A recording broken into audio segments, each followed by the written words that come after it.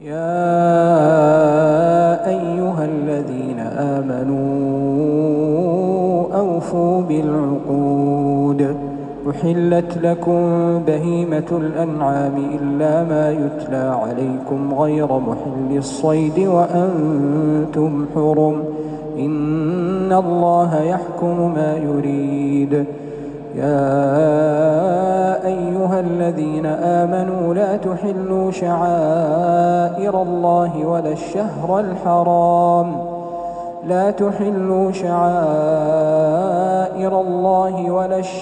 الحرام ولا الهدي ولا القلائد ولا آمين البيت الحرام يبتغون فضلا من ربهم ورضوانا. وإذا حللتم فاصطادوا ولا يجرمنكم شنآن قوم أن صدوكم عن المسجد الحرام أن تعتدوا. وتعاونوا على البر والتقوى ولا تعاونوا على الإثم والعدوان واتقوا الله إن الله شديد العقاب. حرمت عليكم الميتة والدم ولحم الخنزير وما أهل لغير الله به والمنخنقة والموقوذة والمتردية والنطيحة وما أكل السبع إلا ما ذكيتم وما ذبح على النصب وأن تستقسموا بالأزلام ذلكم فسق. اليوم يئس الذين كفروا من دينكم فلا تخشوهم واخشون. اليوم أكملت لكم دينكم وأتممت عليكم نعمتي ورضيت لكم الإسلام دينا. فمن اضطر في مخمصة غير متجانف لإثم فإن الله غفور رحيم. يسألونك ماذا أحل لهم قل أحل لكم الطيبات وما علمتم من الجوارح مكلبين تعلمونهن مما علمكم الله فكلوا مما أمسكن عليكم واذكروا اسم الله عليه واتقوا الله إن الله سريع الحساب. اليوم أحل لكم الطيبات وطعام الذين أوتوا الكتاب حل لكم وطعامكم حل لهم. والمحصنات من المؤمنات والمحصنات من الذين أوتوا الكتاب من قبلكم إذا آتيتموهن أجورهن محصنين غير مسافحين ولا متخذي أخدان. ومن يكفر بالإيمان فقد حبط عمله وهو في الآخرة من الخاسرين.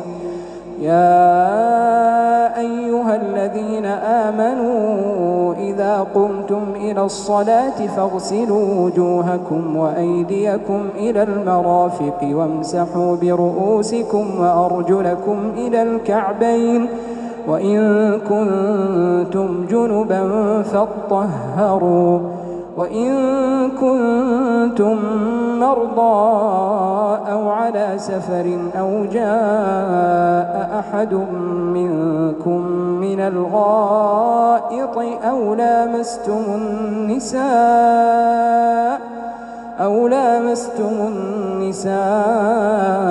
فلم تجدوا ماء فتيمموا صعيدا طيبا فامسحوا بوجوهكم وأيديكم منه.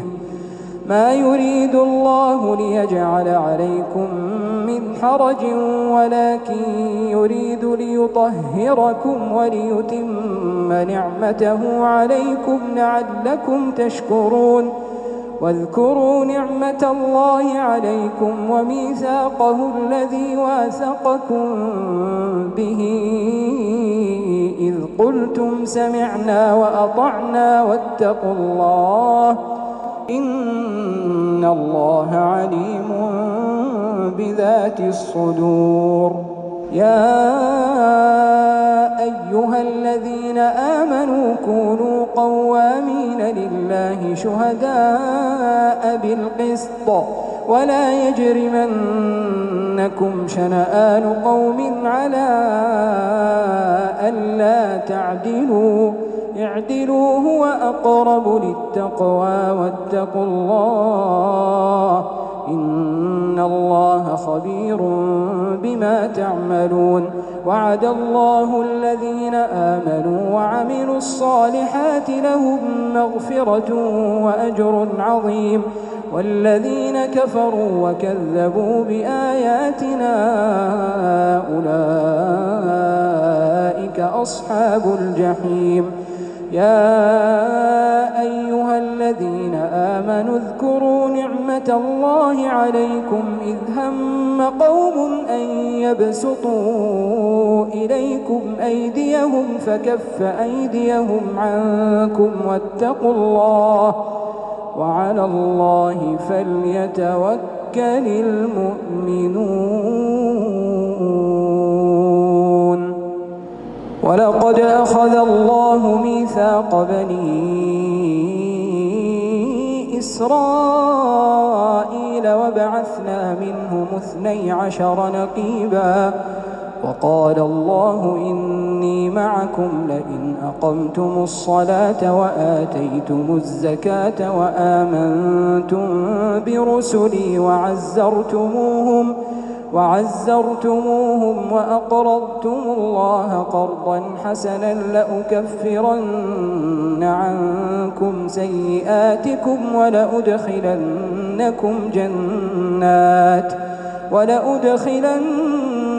جنات تجري من تحتها الأنهار فمن كفر بعد ذلك منكم فقد ضل سواء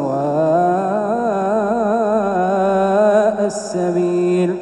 فبما نقضهم ميثاقهم لعناهم وجعلنا قلوبهم قاسية يحرفون الكلم عن مواضعه ونسوا حظا مما ذكروا به ولا تزال تطلع على خائنة منهم إلا قليلا منهم فاعف عنهم واصفح إن الله يحب المحسنين. ومن الذين قالوا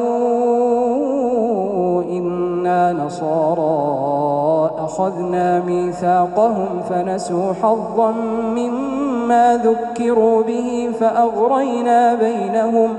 فأغرينا بينهم العداوة والبغضاء إلى يوم القيامة وسوف ينبئهم الله بما كانوا يصنعون. يا أهل الكتاب قد جاءكم رسولنا يبين لكم كثيرا مما كنتم تخفون من الكتاب ويعفو عن كثير.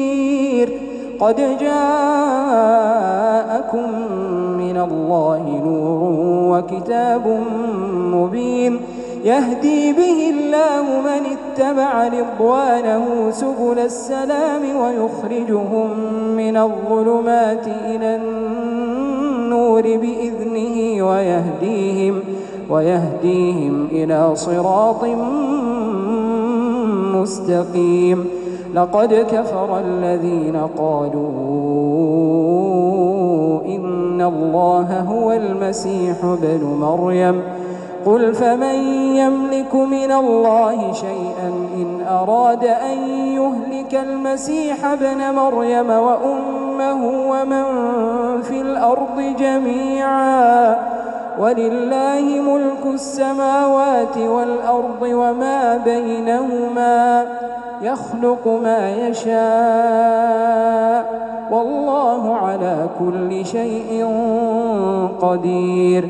وقالت اليهود والنصارى نحن أبناء الله وأحباؤه قل فلم يعذبكم بذنوبكم بل أنتم بشر ممن خلق يغفر لمن يشاء ويعذب من يشاء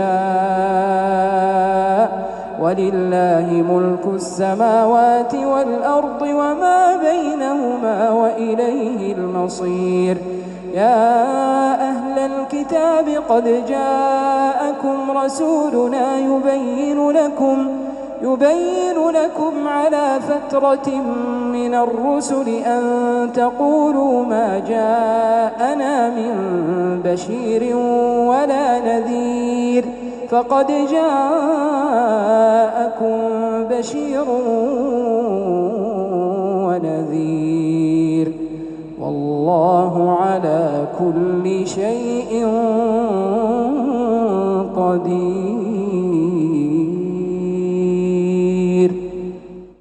وإذ قال موسى لقومه يا قوم اذكروا نعمة الله عليكم إذ جعل فيكم أنبياء وجعلكم ملوكا وآتاكم ما لم يؤت أحدا من العالمين. يا قوم ادخلوا الأرض المقدسة التي كتب الله لكم ولا ترتدوا على أدباركم فتنقلبوا خاسرين. قالوا يا موسى إن فيها قوما جبارين وإنا لن ندخلها حتى يخرجوا منها فإن يخرجوا منها فإنا داخلون. قال رجلان من الذين يخافون أنعم الله عليهم ادخلوا عليهم الباب فإذا دخلتموه فإنكم غالبون وعلى الله فتوكلوا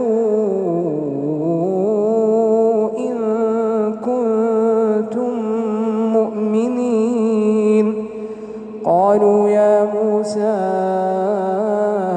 إنا لن ندخلها أبدا ما داموا فيها فاذهب أنت وربك فقاتلا إنا هاهنا قاعدون. قال رب إني لا أملك إلا نفسي وأخي فافرق بيننا وبين القوم الفاسقين.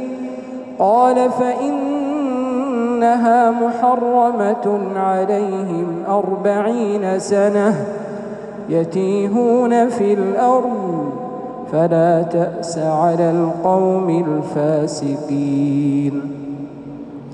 واتل عليهم نبأ ابني آدم بالحق إذ قربا قربانا فتقبل من أحدهما ولم يتقبل من الآخر قال لأقتلنك. قال إنما يتقبل الله من المتقين.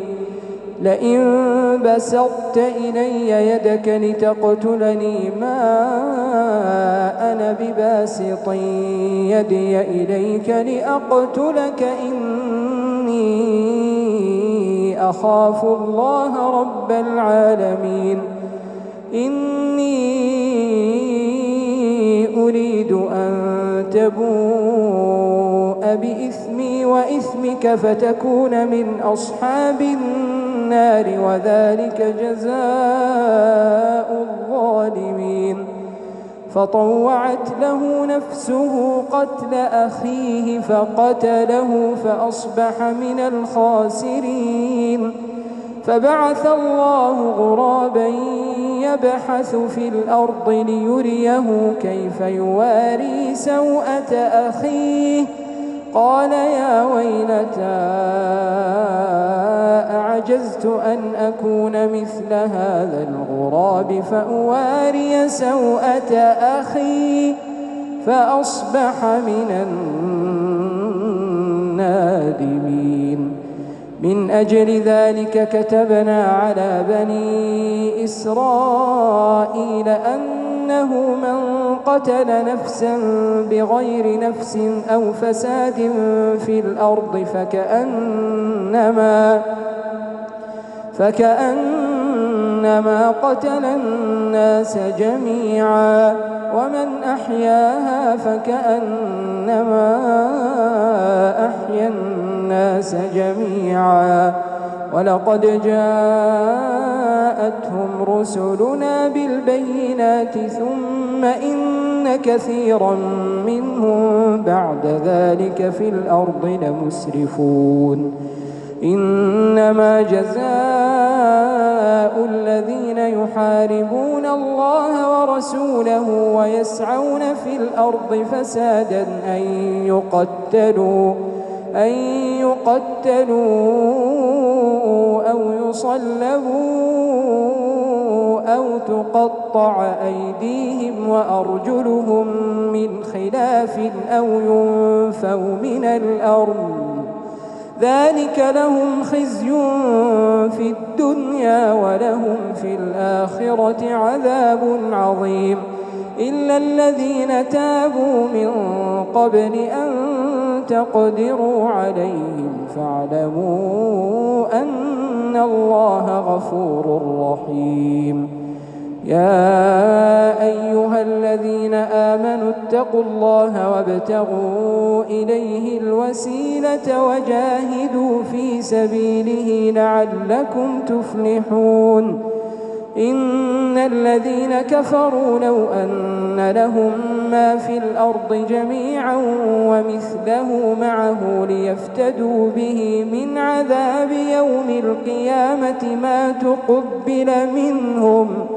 ما تقبل منهم ولهم عذاب أليم. يريدون أن يخرجوا من النار وما هم بخارجين منها ولهم عذاب مقيم. والسارق والسارقة فاقطعوا أيديهما جزاء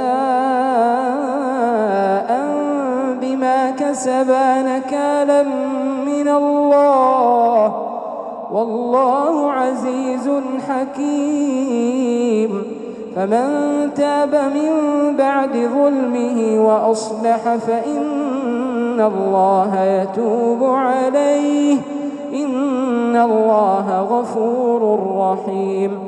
ألم تعلم أن الله له ملك السماوات والأرض يعذب من يشاء ويغفر لمن يشاء والله على كل شيء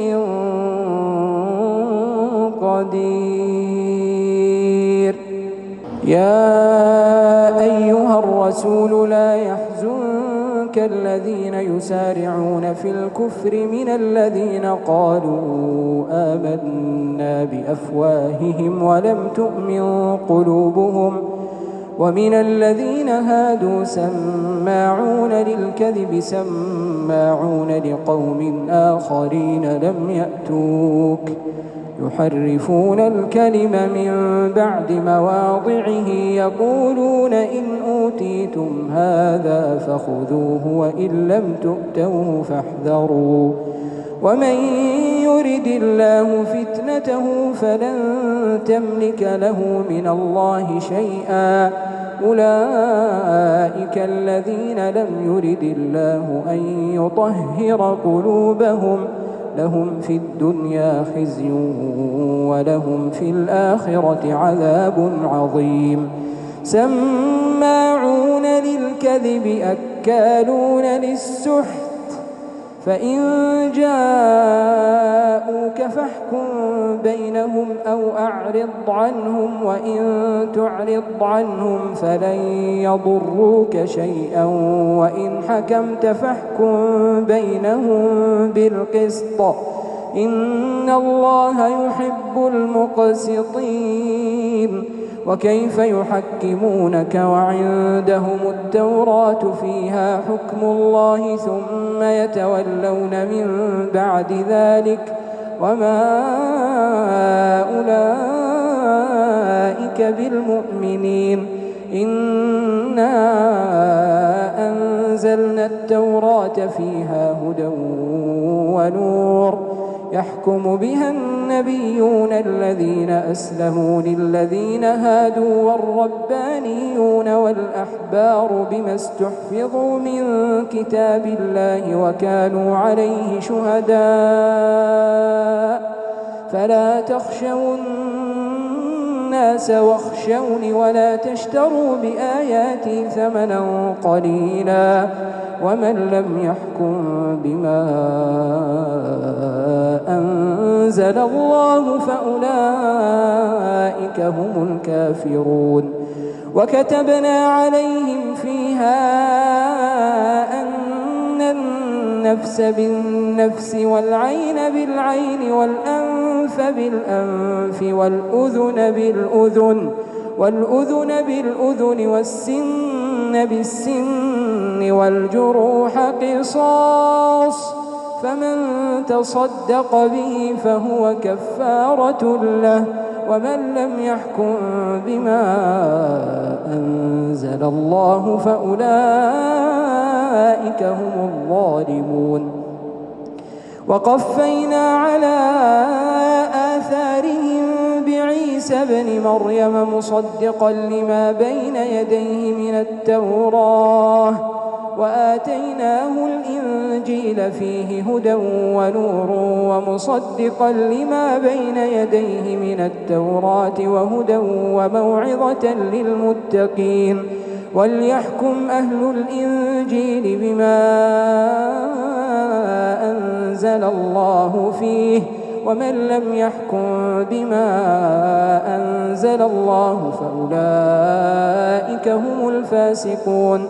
وأنزلنا إليك الكتاب بالحق مصدقا لما بين يديه من الكتاب ومهيمنا عليه، فاحكم بينهم بما أنزل الله ولا تتبع أهواءهم عما جاءك من الحق، لكل جعلنا منكم شرعة ومنهاجا، ولو شاء الله لجعلكم أمة واحدة ولكن ليبلوكم فيما آتاكم، فاستبقوا الخيرات، إلى الله مرجعكم جميعا فينبئكم بما كنتم فيه تختلفون. وأن احكم بينهم بما أنزل الله ولا تتبع أهواءهم واحذرهم أن يفتنوك عن بعض ما أنزل الله إليك، فإن تولوا فاعلم أنما يريد الله أن يصيبهم ببعض ذنوبهم، وإن كثيرا من الناس لفاسقون. أفحكم الجاهلية يبغون، ومن أحسن من الله حكما لقوم يوقنون. يا أيها الذين آمنوا لا تتخذوا اليهود والنصارى أولياء، بعضهم أولياء بعض، ومن يتولهم منكم فإنه منهم إن الله لا يهدي القوم الظالمين فترى الذين في قلوبهم مرض يسارعون فيهم يقولون نخشى أن تصيبنا دائرة فعسى الله أن يأتي بالفتح أو أمر من عنده فيصبحوا على ما أسروا في أنفسهم نادمين ويقول الذين آمنوا أهؤلاء الذين أقسموا بالله جهد أيمانهم إنهم لمعكم حبطت أعمالهم فأصبحوا خاسرين يا أيها الذين آمنوا من يرتد منكم عن دينه فسوف يأتي الله بقوم يحبهم ويحبونه أذلة على المؤمنين أعزة على الكافرين يجاهدون في سبيل الله ولا يخافون لومة لائم ذلك فضل الله يؤتيه من يشاء والله واسع عليم إنما وليكم الله ورسوله والذين آمنوا الذين يقيمون الصلاة ويؤتون الزكاة وهم راكعون ومن يتول الله ورسوله والذين آمنوا فإن حزب الله هم الغالبون يا أيها الذين آمنوا لا تتخذوا الذين اتخذوا دينكم هزوا ولعبا من الذين أوتوا الكتاب من قبلكم والكفار أولياء واتقوا الله إن كنتم مؤمنين وإذا ناديتم إلى الصلاة اتخذوها هزوا ولعبا ذلك بأنهم قوم لا يعقلون قل يا أهل الكتاب هل تنقمون منا إلا أن آمنا بالله وما أنزل إلينا وما أنزل من قبل وأن أكثركم فاسقون قل هل أنبئكم بشر من ذلك مثوبة عند الله من لعنه الله وغضب عليه وجعل منهم القردة والخنازير وعبد الطاغوت أولئك شر مكانا وأضل عن سواء السبيل وإذا جاءوكم قالوا آمنا وقد دخلوا بالكفر وهم قد خرجوا به والله أعلم بما كانوا يكتمون وترى كثيرا منهم يسارعون في الإثم والعدوان وأكلهم السحت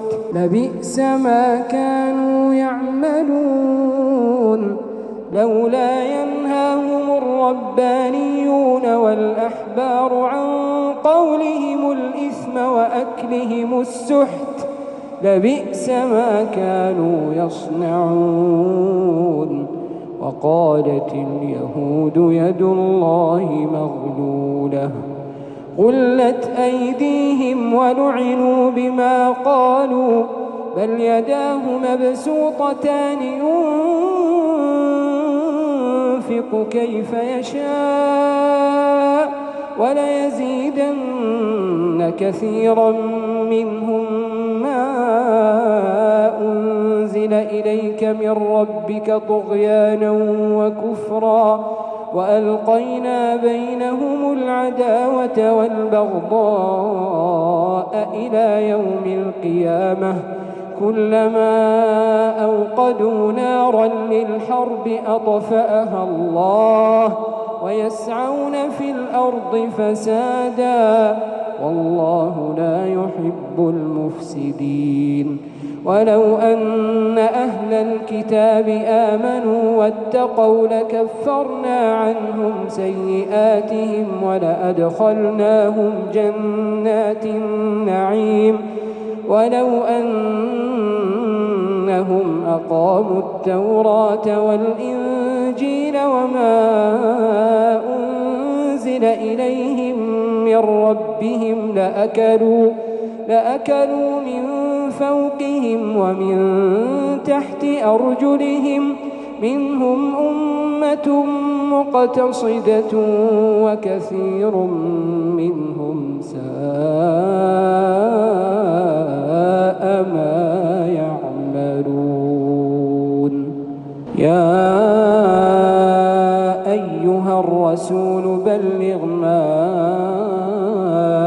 أنزل إليك من ربك وإن لم تفعل فما بلغت رسالته والله يعصمك من الناس إن الله لا يهدي القوم الكافرين قل يا أهل الكتاب لستم على شيء حتى تقيموا التوراة والإنجيل وما أنزل إليكم من ربكم وليزيدن كثيرا منهم ما أنزل إليك من ربك طغيانا وكفرا فلا تأس على القوم الكافرين إن الذين آمنوا والذين هادوا والصابئون والنصارى من آمن بالله واليوم الآخر وعمل صالحا فلا خوف عليهم ولا هم يحزنون لقد أخذنا ميثاق بني إسرائيل وأرسلنا إليهم رسلا كلما جاءهم رسول بما لا تهوى أنفسهم فريقا كذبوا وفريقا يقتلون وحسبوا ألا تكون فتنة فعموا وصموا ثم تاب الله عليهم ثم عموا وصموا كثير منهم والله بصير بما يعملون لقد كفر الذين قالوا إن الله هو المسيح ابن مريم وقال المسيح يا بني إسرائيل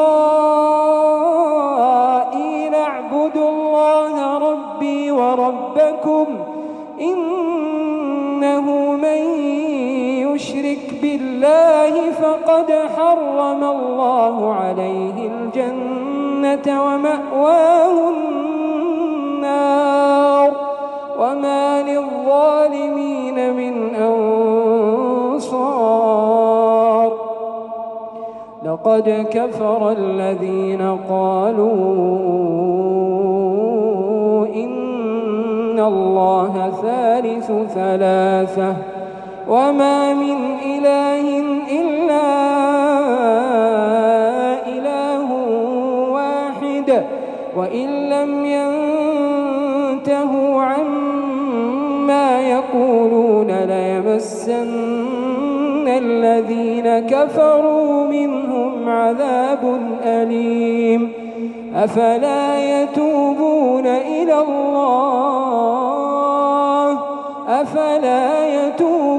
إلى الله ويستغفرونه والله غفور رحيم ما المسيح بن مريم إلا رسول قد خلت من قبله الرسل وأمه صديقة كانا يأكلان الطعام انظر كيف نبين لهم الآيات ثم انظر أنى يؤفكون قل أتعبدون من دون الله ما لا يملك لكم ضرا ولا نفعا والله هو السميع العليم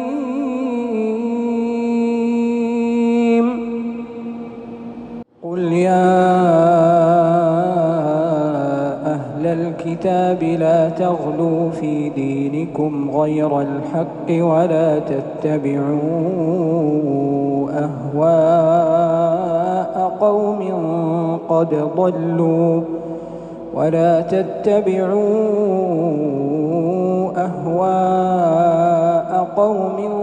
قد ضلوا من قبل وأضلوا كثيرا وضلوا عن سواء السبيل لعن الذين كفروا من بني إسرائيل على لسان داود وعيسى بن مريم ذلك بما عصوا وكانوا يعتدون كانوا لا يتناهون عن منكر فعلوه لبئس ما كانوا يفعلون ترى كثيرا منهم يتولون الذين كفروا لبئس ما قدمت لهم أنفسهم أن سخط الله عليهم وفي العذاب هم خالدون ولو كانوا يؤمنون بالله والنبي وما أنزل إليه ما اتخذوهم أولياء ولكن كثيرا منهم فاسقون لتجدن أشد الناس عداوة للذين آمنوا اليهود والذين أشركوا ولتجدن أقربهم مودة للذين آمنوا الذين قالوا إنا نصارى ذلك بأن منهم قسيسين ورهبانا وأنهم لا يستكبرون وإذا سمعوا ما أنزل إلى الرسول ترى أعينهم تفيض من الدمع مما عرفوا من الحق يقولون ربنا آمنا فاكتبنا مع الشاهدين وما لنا لا نؤمن بالله وما جاءنا من الحق ونطمع أن يدخلنا ربنا مع القوم الصالحين فأثابهم الله بما قالوا جنات تجري من تحتها الأنهار خالدين فيها وذلك جزاء المحسنين والذين كفروا وكذبوا بآياتنا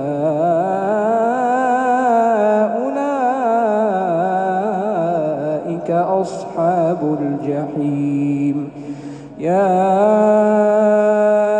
أيها الذين آمنوا لا تحرموا طيبات ما أحل الله لكم ولا تعتدوا إن الله لا يحب المعتدين. وكلوا مما رزقكم الله حلالا طيبا واتقوا الله الذي أنتم به مؤمنون.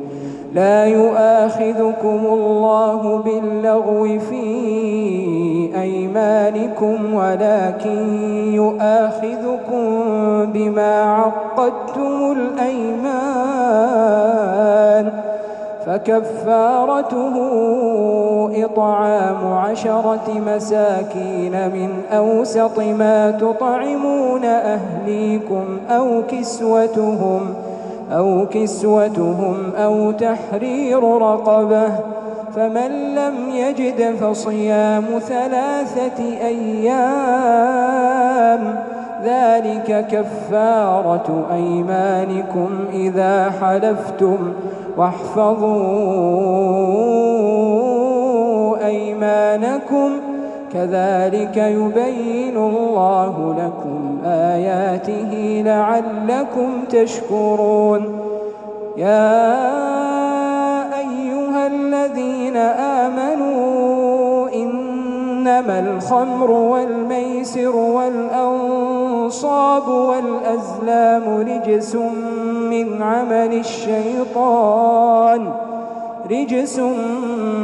عمل الشيطان فاجتنبوه لعلكم تفلحون. إنما يريد الشيطان أن يوقع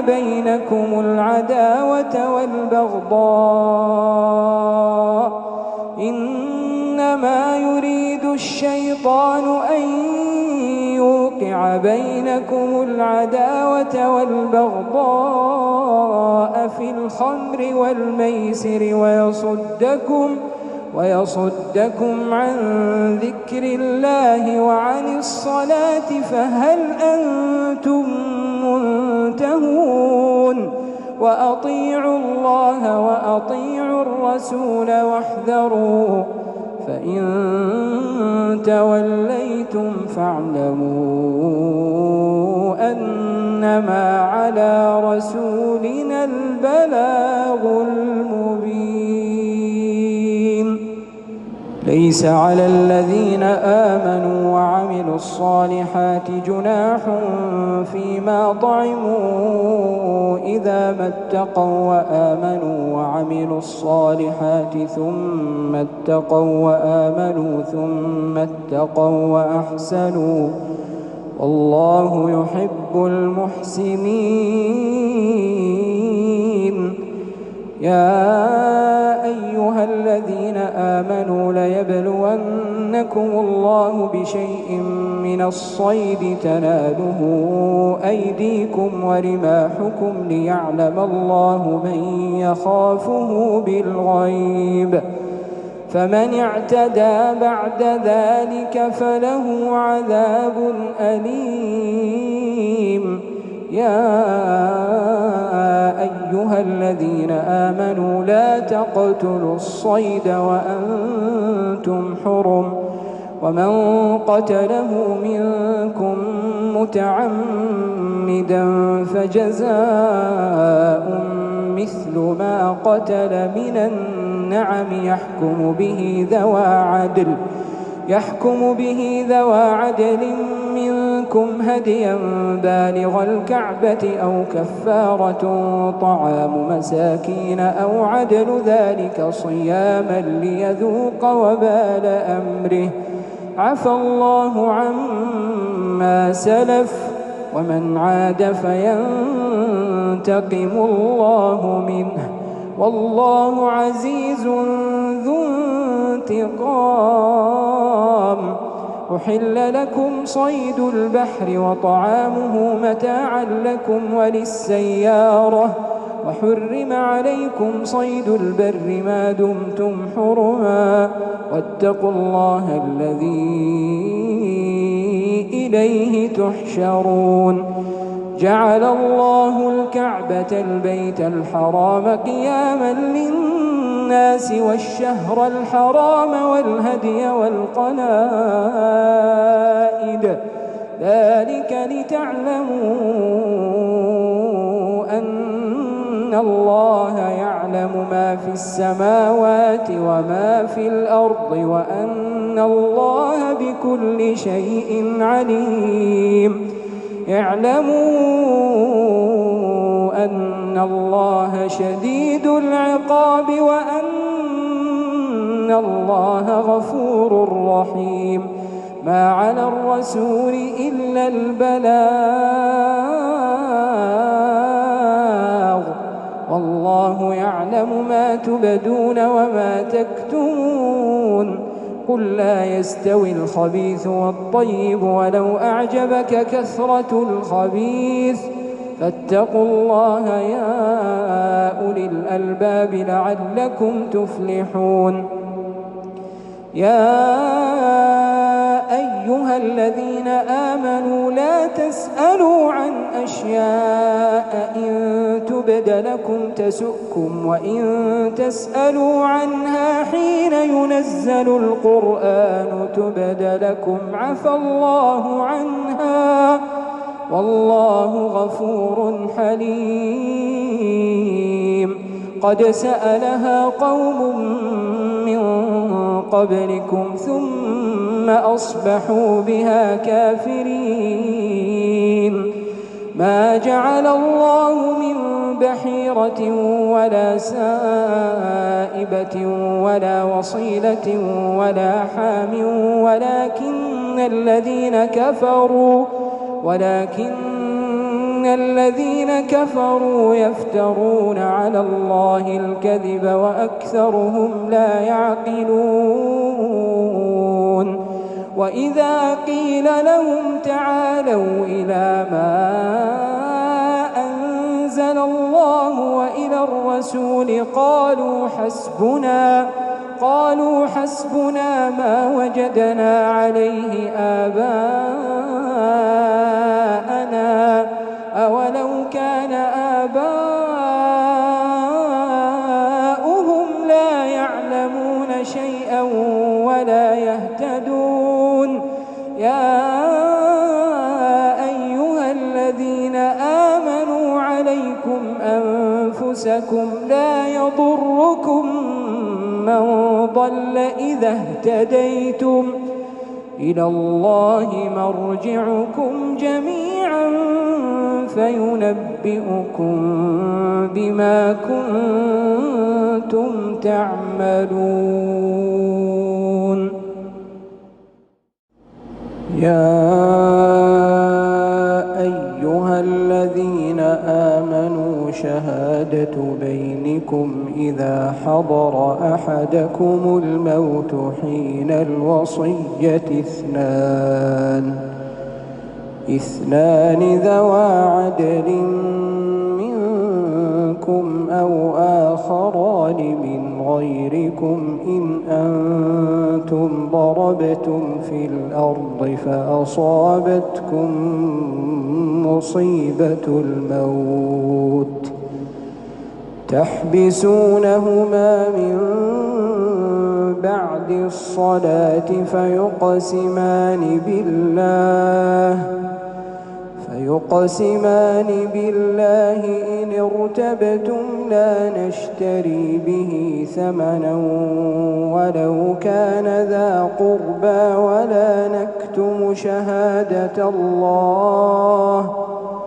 ولا نكتم شهادة الله إنا إذا لمن الآثمين فإن عثر على أنهما استحقا إثما فآخران فآخران يقومان مقامهما من الذين استحق عليهم الأوليان فيقسمان بالله لشهادتنا أحق من شهادتهما وما اعتدينا إنا إذا لمن الظالمين. ذلك أدنى أن يأتوا بالشهادة على وجهها أو يخافوا أن ترد أيمان بعد أيمانهم واتقوا الله واسمعوا والله لا يهدي القوم الفاسقين. يوم يجمع الله الرسل فيقول ماذا أجبتم قالوا لا علم لنا إنك أنت علام الغيوب. إذ قال الله يا عيسى ابن مريم اذكر نعمتي عليك وعلى والدتك إذ أيدتك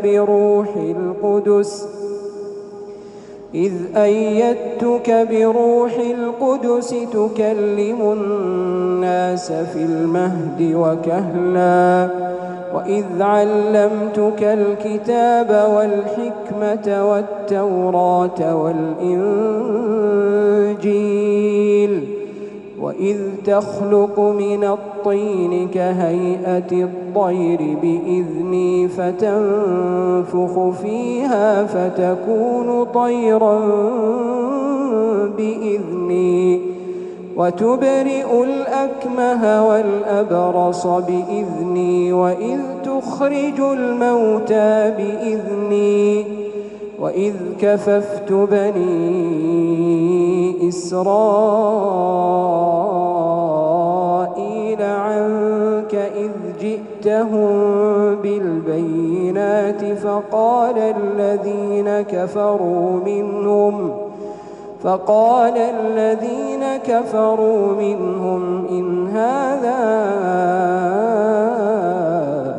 إلا سحر مبين.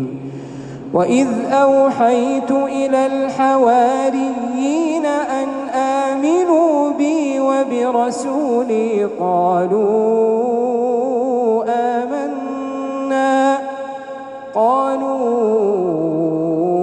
آمنا واشهد بأننا مسلمون. إذ قال الحواريون يا عيسى ابن مريم هل يستطيع ربك أن ينزل علينا إذ قال الحواريون يا عيسى ابن مريم هل يستطيع ربك أن ينزل علينا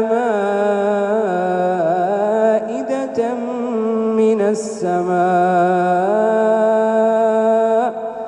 قال اتقوا الله إن كنتم مؤمنين. قالوا نريد أن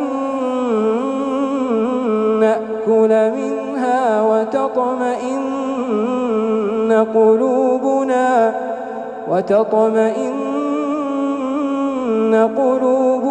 ونعلم أن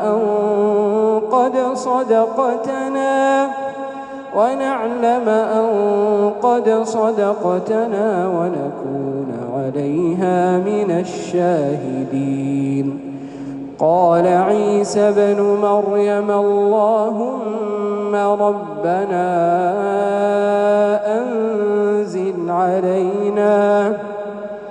قال عيسى ابن مريم اللهم ربنا أنزل علينا مائدة من السماء تكون لنا عيدا لأولنا وآخرنا وآية منك وارزقنا وأنت خير الرازقين. قال الله إني منزلها عليكم فمن يكفر بعد منكم فإني أعذبه عذابا لا أعذبه أحدا من العالمين. وإذ قال الله يا عيسى ابن مريم أأنت قلت للناس اتخذوني وأمي إلهين من دون الله قال سبحانك ما يكون لي أن أقول ما ليس لي بحق إن كنت قلته فقد علمته تعلم ما في نفسي ولا أعلم ما في نفسك إنك أنت علام الغيوب. ما قلت لهم إلا ما أمرتني به أن اعبدوا الله ربي وربكم وكنت عليهم شهيدا ما دمت فيهم فلما توفيتني كنت أنت الرقيب عليهم وأنت على كل شيء شهيد. إن تعذبهم فإنهم عبادك وإن تغفر لهم فإنك أنت العزيز الحكيم. قال الله هذا يوم ينفع الصادقين صدقهم لهم جنات تجري من تحتها الأنهار خالدين فيها